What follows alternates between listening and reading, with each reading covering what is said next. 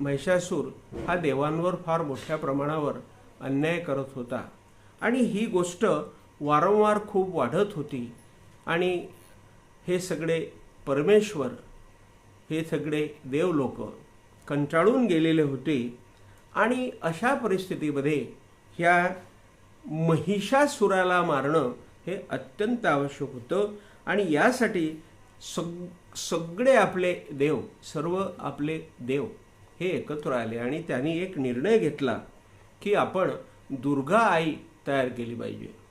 एक आपली सर्वांची एकत्र शक्ती आपण साठवली पाहिजे। बघा, या राक्षसाला मारण्यासाठी, या महिषासुराला मारण्यासाठी सर्व देवांना एकत्र यावं लागलं।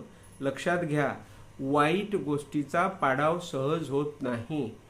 त्याचा पाडाव करण्यासाठी बघा चांगल्या लोकांना एकत्र यावं लागतं।